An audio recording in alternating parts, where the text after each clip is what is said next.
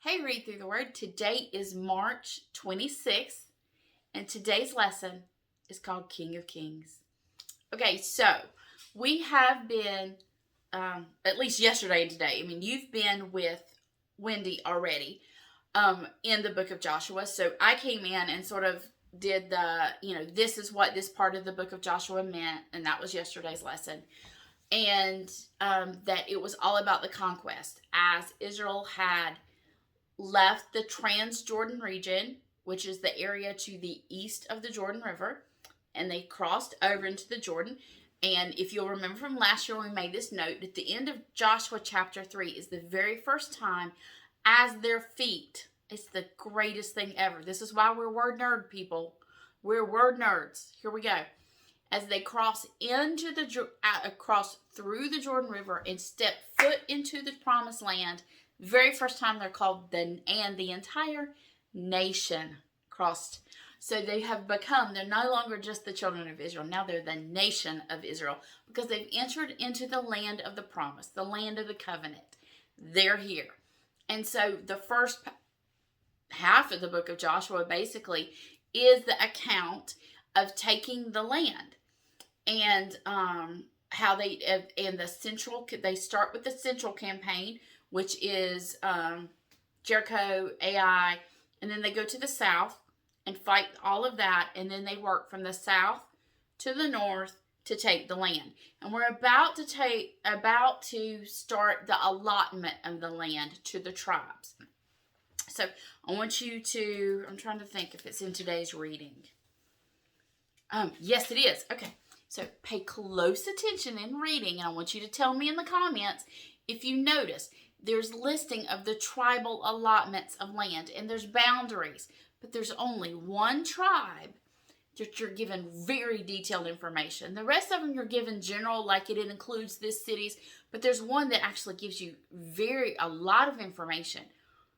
And so pay attention and let me know which tribe that is. So I want you to look at that as we watch the land being divided up into and distributed from the tribes, knowing that before, as they enter in, if you remember, to the Transjordan region over on the eastern side of the Jordan River has been given to the tribes of Reuben and Gad and half tribe of Manasseh. So when we enter in, those tribes already have land, and they will go back and take it, and then we'll watch. We'll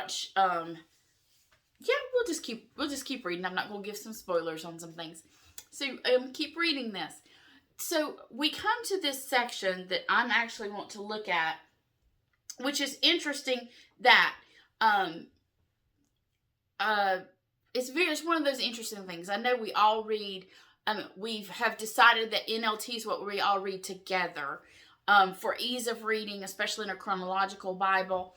And but as we're looking at different translations and everything, and y'all know my two favorites are the CSB and the ESV. And so my well-worn ESV study Bible, one of my favorites. I can't carry it anymore because every time I do, my fake leather comes off.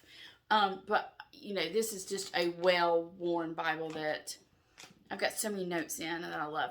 But this is one of the things that you notice that sometimes is very interesting, that when you look in Joshua, Joshua 12, there is where we are, the last end of Joshua chapter 12, you notice that it has the list, and it's just, I just think it's interesting that it lists each of the kings and says one. There's it's one king, one king, one king. You see that in here, and it's also in, y'all know I love my Tony Evans study Bible. This a CSB, and as we're looking at this list, I want us to see, and because this is a Lisa lesson. This is going to be a pretty short lesson today, but I want you to see this because these are those things you want to skip over. Now, I wish I had grabbed a couple of more books. So I know a lot of you have the chronological study guide to the, hold on, I'm going to step out of, hey, don't leave. I'll be right back. All right, I got two things. Listen to me. Sorry, I got it. All right. Y'all know now, Linda hates it when I do this. I throw stuff up here that's going to be backwards. And, you know, this one's out of print, but a lot of you have gotten it because I recommend it.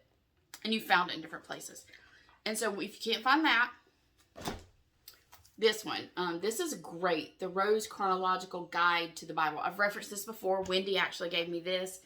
And it has some maps. A map would be very handy for you to do this. I would highly suggest that. And if we were in a room together, I would make copies of maps, and everyone would have a map, and we would go through and look. So, have that. It's probably in your Bible, The Conquest of the Land. But I really want you, I'm going to knock everything over because now I got this big old stack starting. But I really want you to notice some things here. So, you're looking at, it says, the following is a list of the kings that Joshua and the Israelite armies defeated on the west side of the Jordan. So, not counting the east, but on the west side.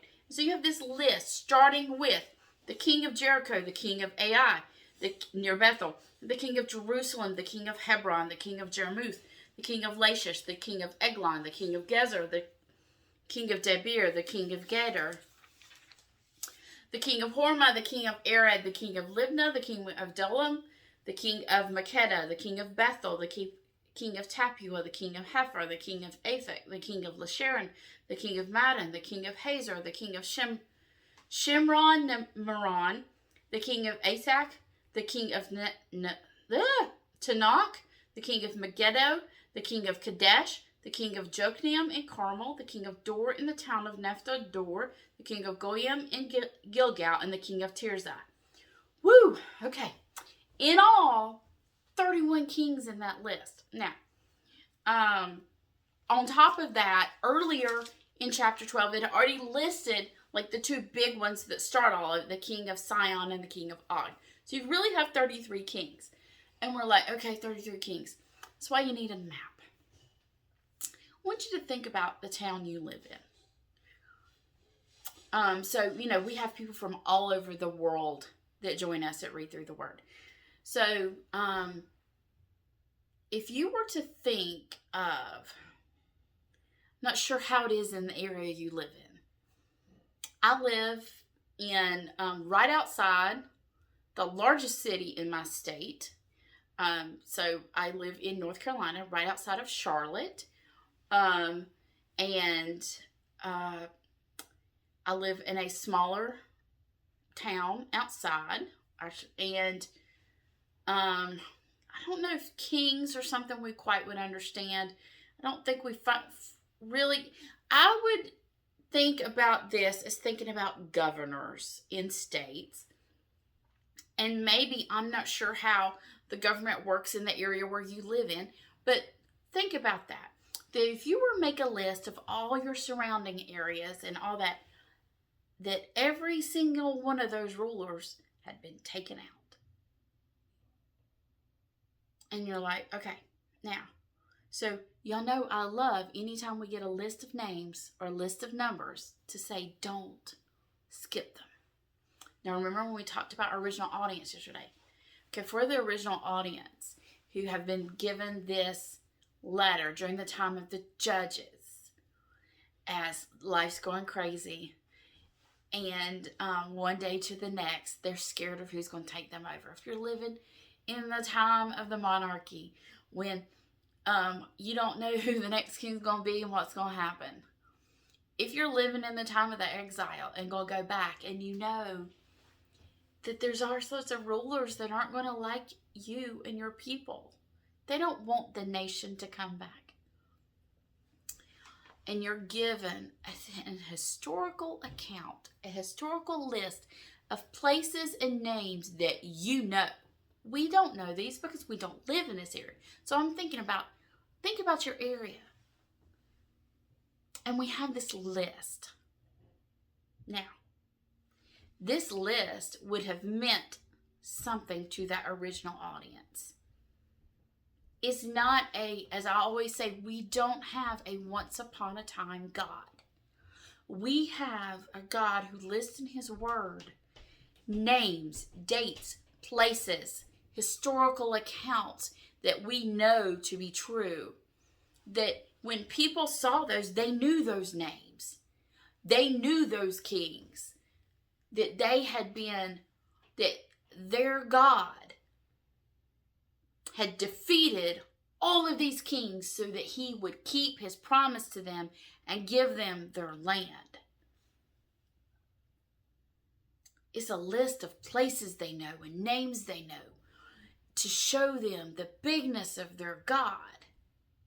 And it's the same list we can look at now and think that no matter what's going on in our life, that we have a God who fights on our behalf and defeats. Look at that list. Is there anything in our life bigger than that list? No, there's not. There's nothing, because everything in the Bible is going to show that He is a God of victory no matter the circumstance. And that's why we read those lists. Because the same God that defeated those can defeat whatever is going on in our life now. The same good God there is the good God in our life now. And I'm thankful for that. We'll see you next time on Read Through the Word.